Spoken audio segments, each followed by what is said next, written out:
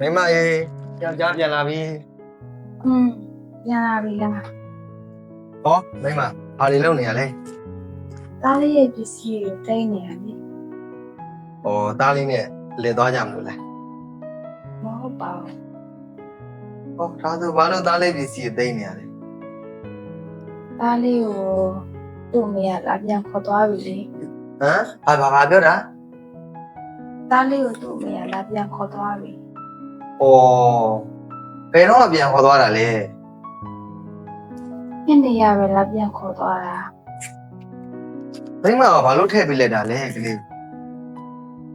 သူကအမေရင်းလေသူ့ရဲ့တွေ့တာရင်းပဲငါတို့ကခေါ်ပြီးမွေးစားထားရုံပဲလေ